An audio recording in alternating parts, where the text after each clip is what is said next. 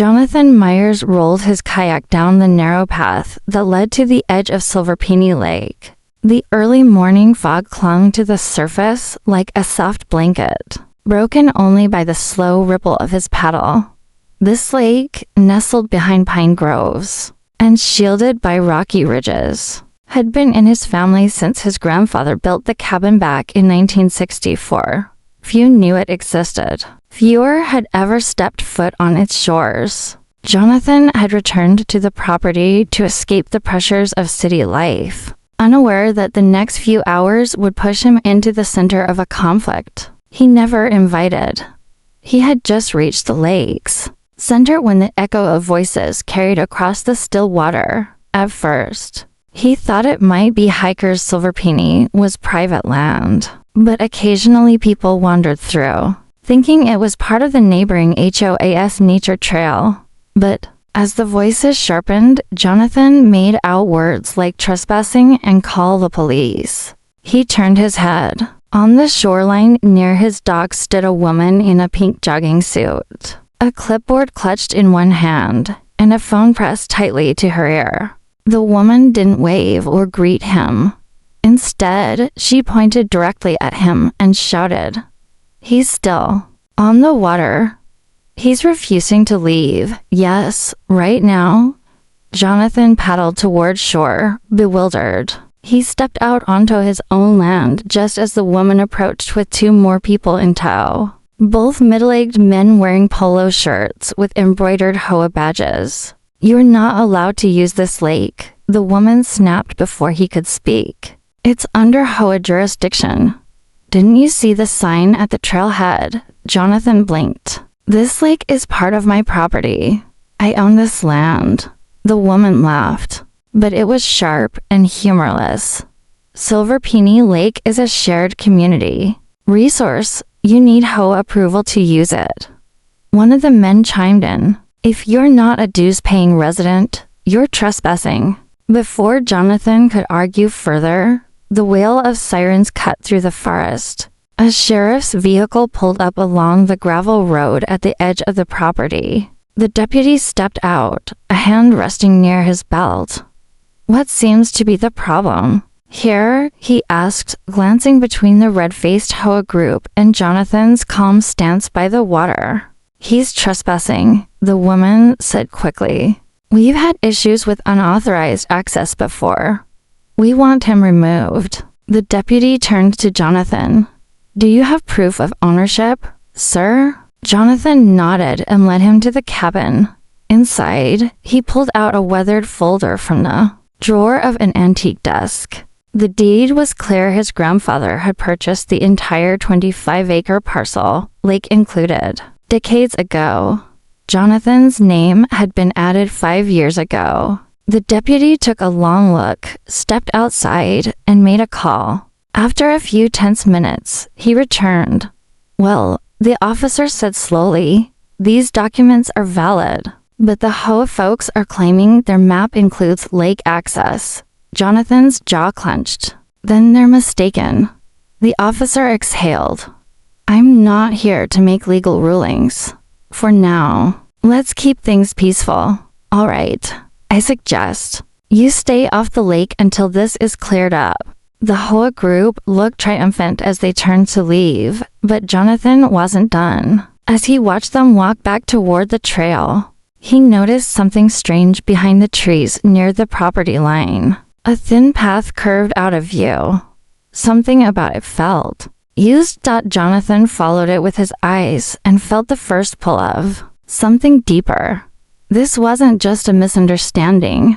Something was going on, and he intended to find out exactly what. By midday, Jonathan stood near the old boundary fence at the edge of his property. The path he noticed earlier wasn't just a faint trail.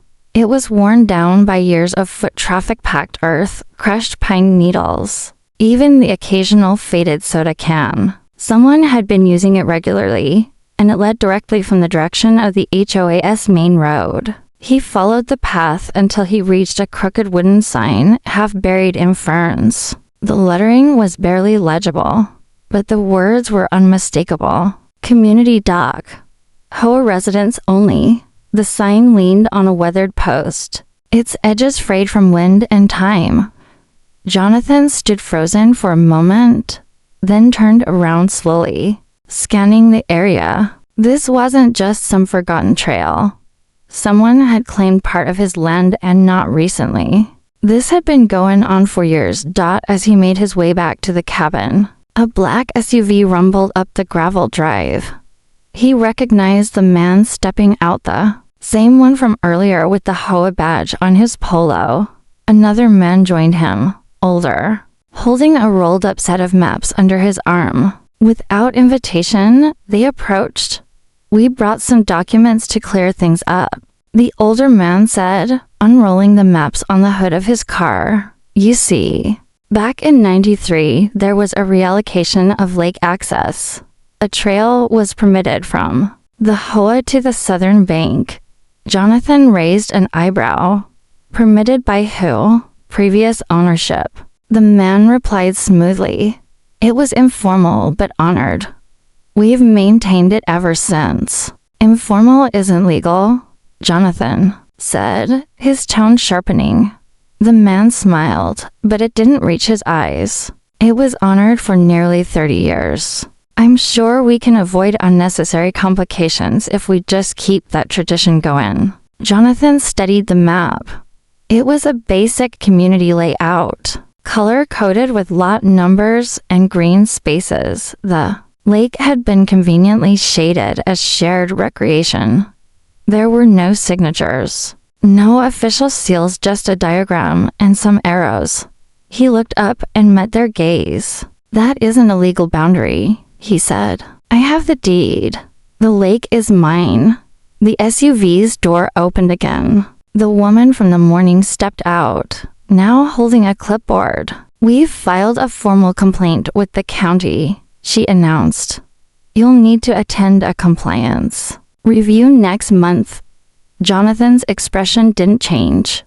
"Compliance for what?" "For unauthorized interference with community space," she answered.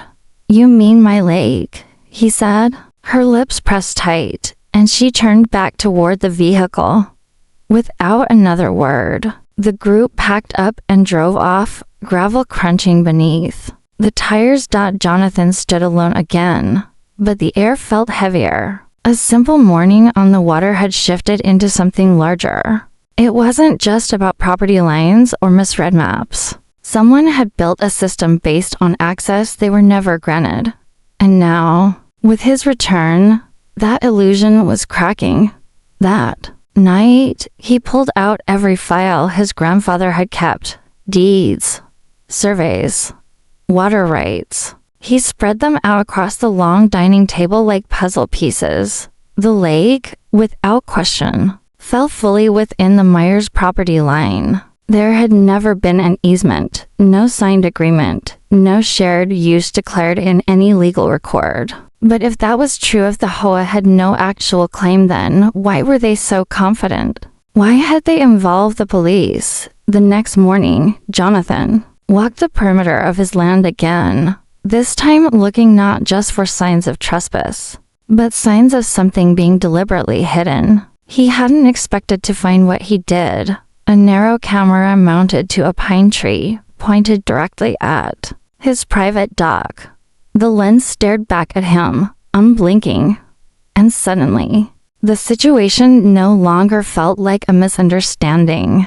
The wind rustled through the pine needles as Jonathan stared at the lens buried in the tree. It wasn't new. Small bits of moss clung to the wiring, and the mount had weathered with time. He reached up, tugged gently, and the entire camera came loose.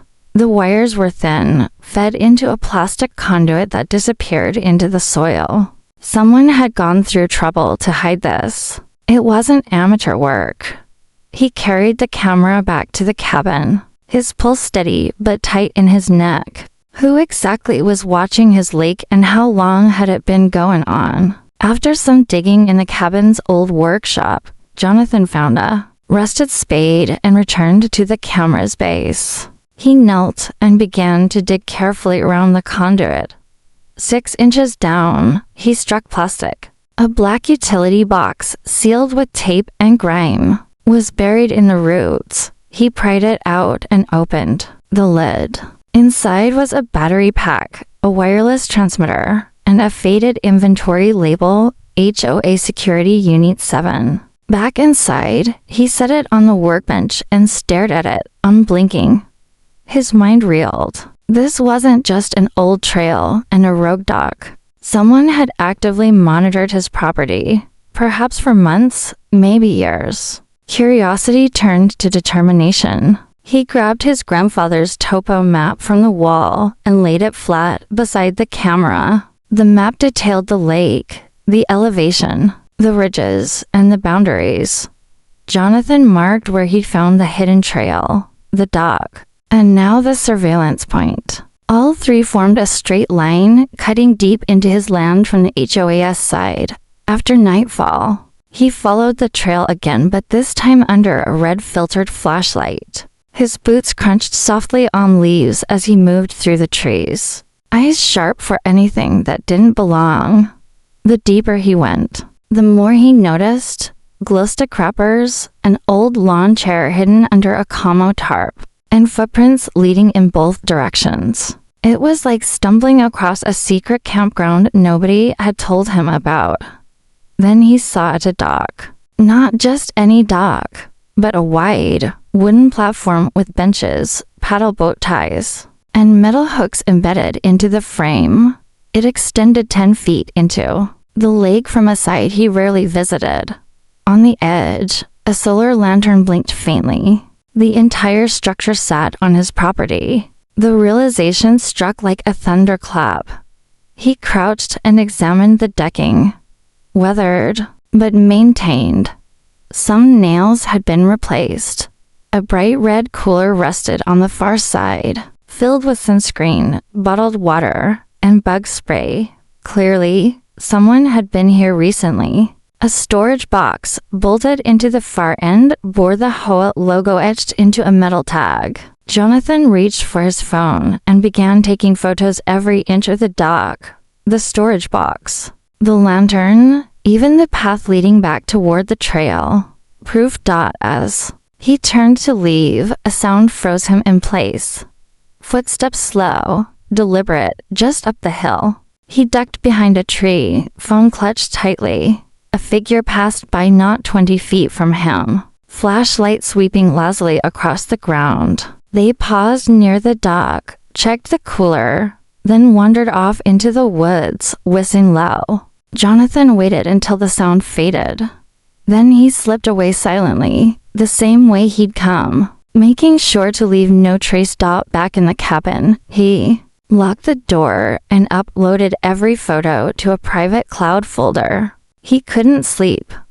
His grandfather's words came back to him. Trust is earned, not inherited. Someone had built a secret access system through his land, convinced he'd never come back. But Jonathan was here now, and he was watching. The next morning, Jonathan woke with one goal in mind: find the truth in writing. Not rumors. Not vague maps. Not assumptions. Real legal documents. He packed a thermos of coffee and headed to the county archives in Marlow, to towns over. If anyone had the full history of land ownership around Silverpine Lake, it was the dusty file rooms in the basement of the county clerk's building. He introduced himself to a tired-looking clerk and explained what he was looking for: original deeds, property line adjustments, and any HOA-submitted land changes related to Silverpine Lake. Gonna be a long dig, the clerk muttered, but he handed Jonathan a request slip and disappeared into the records vault. An hour later, Jonathan sat at a metal table surrounded by 3 boxes of paper files. He sorted through surveys, handwritten contracts, tax maps from the 1960s, and an odd number of unrelated zoning documents. But buried near the bottom of the second box, something caught his eye: a file labeled Silverpine Community Access Proposal, 1993. Inside was a single-page letter from the HOA, requesting shared recreational access to the lake. But there was a note scribbled across the bottom in red ink. Denied. Property lines do not support request. Attached was a stamped copy of the denial from the county survey office. The access request had never been granted. It was just a proposal, and it had failed. Jonathan felt the pressure behind his eyes tighten. He flipped through the next few documents and found a survey from 1981, stamped and recorded, showing clearly that the entire lake and the surrounding shore belonged to the Meyers parcel. There were no easements, no overlaps. The HOA's land ended 200 feet from the WATRLINE dot, and yet they had a dock. They had signage. They even had a security camera mounted in his woods dot as he closed the final folder. Another sheet slipped loose from between the pages. It was a complaint from 2004 filed by an anonymous resident claiming the HOA had built a trail through private land without approval. The case was dismissed due to lack of evidence, but the timing matched the condition of the trail he'd walked the night before. Jonathan made copies of every relevant page, sealed them in a thick envelope, and thanked the clerk before heading home. Back at the cabin, he spread the papers across the dining table once more. The old and the new now painted a clear picture. The HOA had tried to gain legal access, failed, and quietly decided to ignore the outcome. Over the years, they had expanded their presence, installed cameras, and possibly used community funds to maintain it all under the assumption that no one would challenge them. But Jonathan had come back. That evening, he received an envelope. In his mailbox, no stamp, no return address. Inside was a typed letter. You don't know what you're stepping into. That lake was meant for the neighborhood. One family shouldn't hoard nature. Walk away before you ruin something good.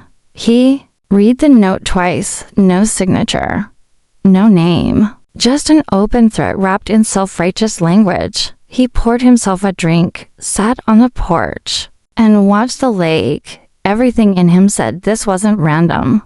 Someone was scared, not because he'd stumbled into a mistake, but because he'd uncovered a lie they'd depended on for years. Jonathan glanced back at the table through the window. Every map, every stamped denial, every photo he'd taken, each one chipped away at a version of the truth that had never existed. He wasn't the trespasser, they were. And now, someone was trying to scare him off before that truth spread. Rain fell softly that night, tapping against the tin roof of the cabin like restless fingers. Jonathan sat at the table, the documents laid out before him illuminated by the dim kitchen light. The unsigned threat letter remained at the top of the stack. He had read it enough times to memorize every line, yet it still sat there, a quiet taunt. He stood, checked the locks, and stepped onto the porch. The lake shimmered faintly in the moonlight, clouds drifting over its glassy surface. He scanned the woods along the bank. All quiet. Still, the uneasy feeling hadn't left him since he got the letter.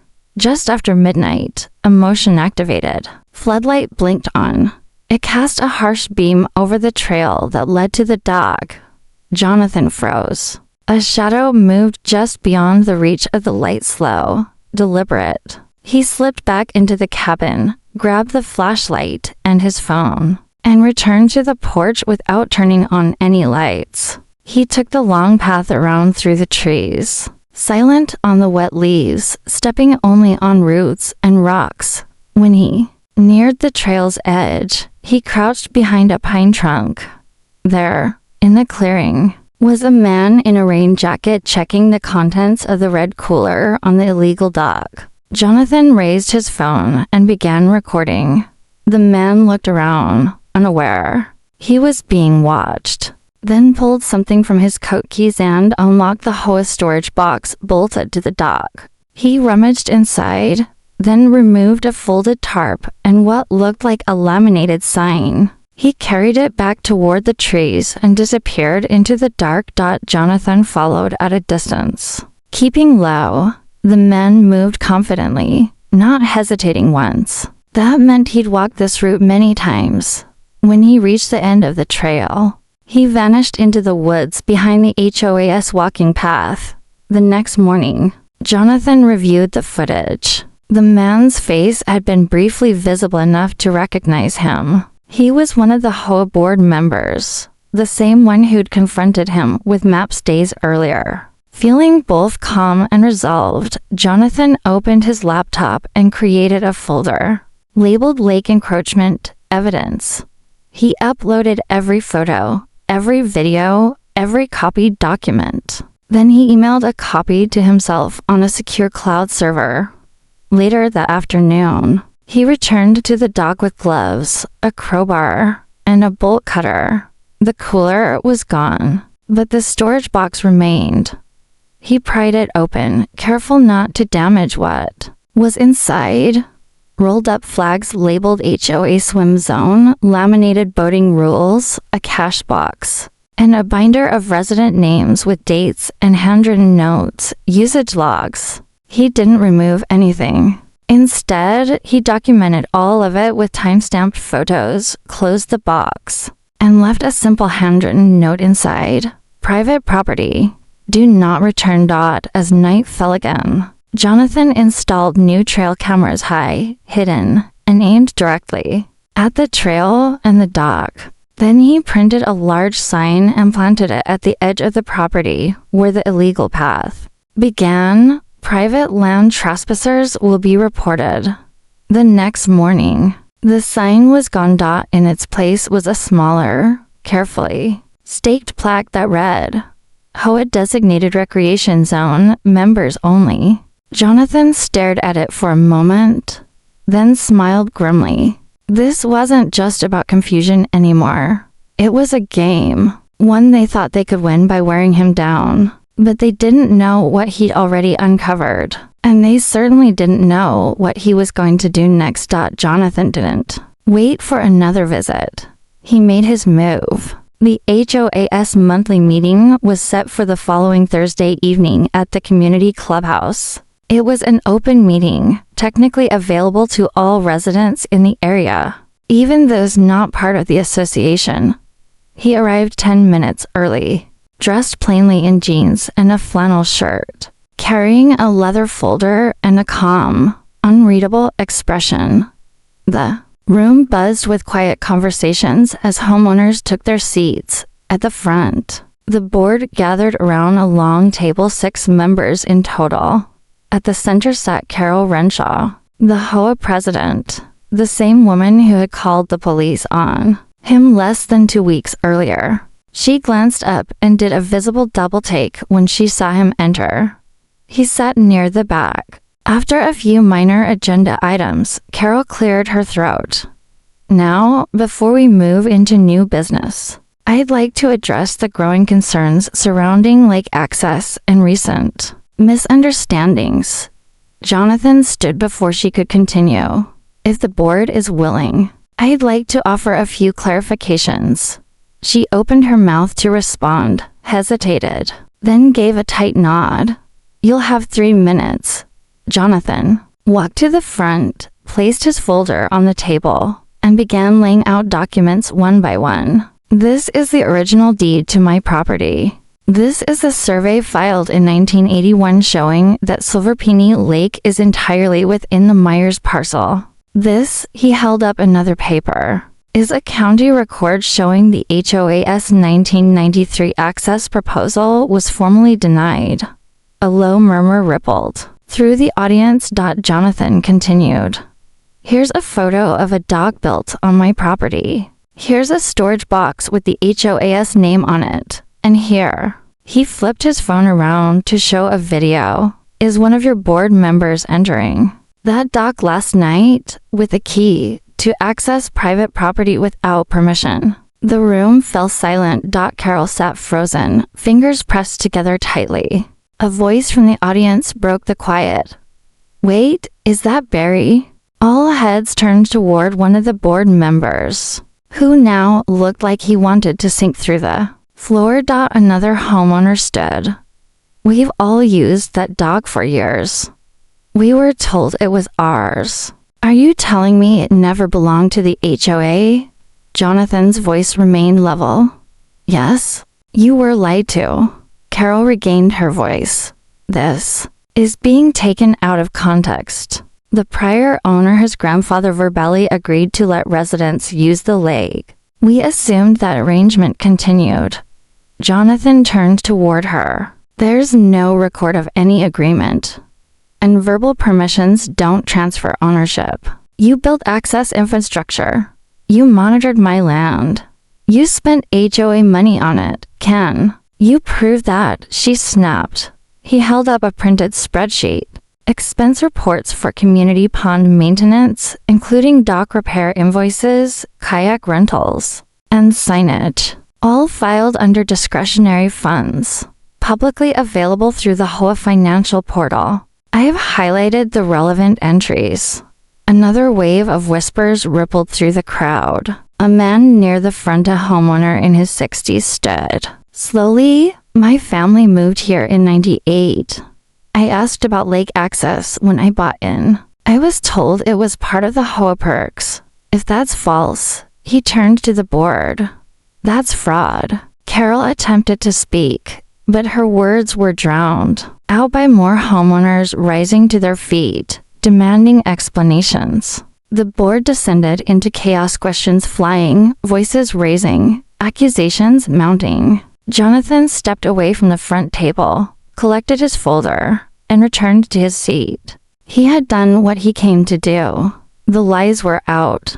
The illusion was broken. Now the real unraveling would begin, and he hadn't even shared the whistleblower's message yet.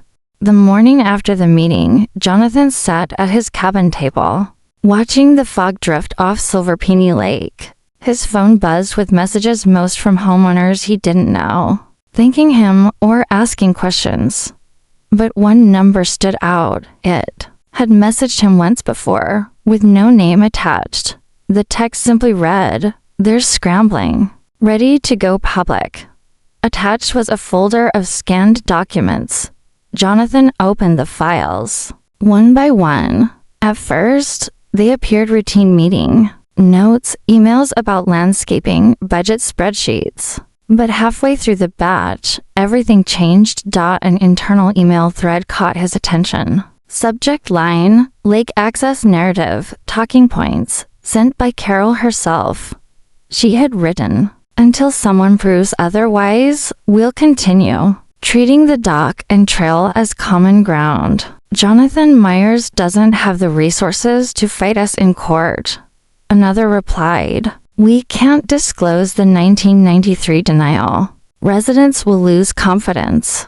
There was more. One message referenced the security cameras Jonathan had found. "Keep the surveillance low profile." It read, "If he finds the others, we'll say it was for wildlife tracking." Jonathan leaned back slowly. The deception was deeper than he thought, not a misunderstanding, not even rogue activity. This was organized, calculated. Then came the most damning piece, a scan receipt dated just 2 months earlier. It showed a payment of over $6,000 for dock refurbishment, approved by Carol and billed to HOA Community Improvement Funds. That repair had been done on his property without permission, funded by residents who had no idea they were trespassing. He stood and paced the room. This wasn't just grounds for a legal complaint, it was grounds for a full audit. Maybe even criminal charges. By noon, the documents were in the hands of a local journalist who had covered zoning scandals in the region. Before, Jonathan sent everything with a short statement. Unauthorized use of private land by HOA leadership has persisted for years. The documents attached confirmed deliberate misrepresentation of property, boundaries, illegal spending, and surveillance. That evening, the story broke. Local news ran the headline, "HOA accused of illegal land use and misappropriation of funds." The article quoted Jonathan and cited emails from the league. Photos of the dock, the trail, and the storage box were included, along with a blurred image from the night surveillance footage. The fallout was immediate. Homeowners flooded the HOA message boards with outrage. Several demanded emergency elections. Carol deactivated her account. Barry, the board member caught in the video, resigned that same night. A petition circulated for a full financial audit, but one call came that Jonathan didn't expect. It was from a woman named Diane, former HOA treasurer. She spoke in a hushed voice. "I'm not proud of it," she said, but Carol pushed everything through with intimidation. If anyone questioned her, she'd say, "Let him sue. He'll burn out before we do. I left the board last year. I didn't know about the cameras." Jonathan didn't respond at first.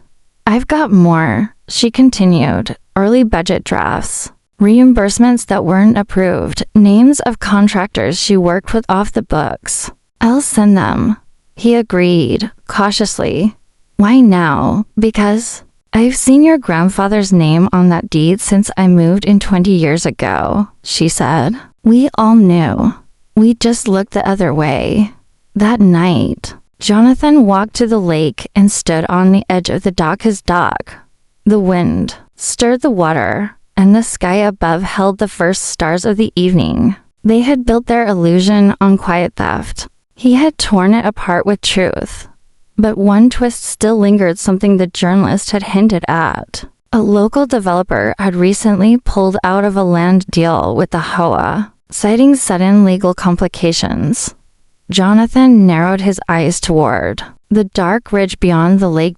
There was more.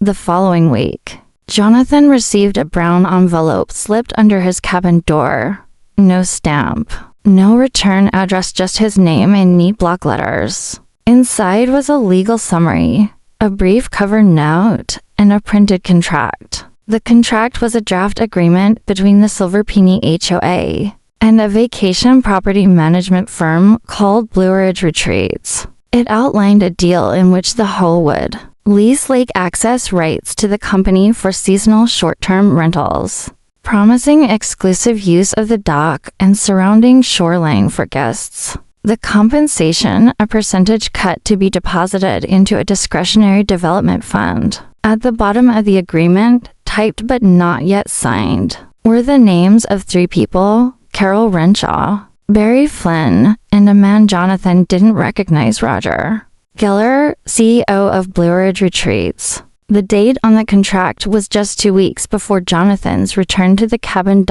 So that was it. It had never been about community use, not nostalgia, not tradition. It was about money, monetizing something that was never theirs to sell. Later that day, the same local journalist called Jonathan. The deal was real, she confirmed. But the company backed out after the first story broke. They cited irregularities with property control and walked. That final piece clicked everything into place. The sudden push to remove him from the lake, the cameras, the rush to present false documents. It had all been a desperate cover-up, an attempt to seal the deal before someone questioned the HOA's claim. But Jonathan's quiet return had shattered that plan like glass. By the end of the week, the fallout spread further. An emergency HOA meeting was held in the same clubhouse, only this time Carol wasn't in her seat. Nor was Barry. The board, now down to 3 flustered members, was met with over 60 angry residents demanding answers. Diane, the former treasurer, stood up and read from the leaked emails. She named names, cited figures, and held up bank statements. When someone asked how it went on for so long, she simply said, because no one challenged them. Until now. The HOA voted to begin a third-party audit and freeze all discretionary funds pending investigation. Jonathan, at the urging of several residents, was asked to stay and speak. He declined. He had no interest in running the HOA or being a hero. He only wanted the truth laid bare and his family's land respected.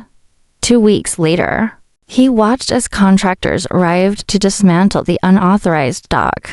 The trail was closed. Fencing put up and signs posted making clear the boundary. Cameras were removed. Some residents walked by and waved sheepishly. A few apologized in passing. Others said nothing at all. Jonathan didn't mind. That evening, he took a walk around the now quiet lake. The pines swayed gently, and a loon's call echoed across the water. For the first time since his return, everything felt still. Near the old trail, he posted a new wooden sign on a tall cedar stake. No warnings, no threats. Just words carved in the grain. Private land. Protected by legacy. He turned to leave, but stopped one last time to look across the lake, where the illegal dock had once stood. It was gone now. Just water and pine-shadowed shoreline. His shoreline. He smiled faintly. They had tried to erase boundaries with confidence and paper maps, but they never counted on the land. Remembering Dot and the land had spoken quietly, firmly, and without compromise.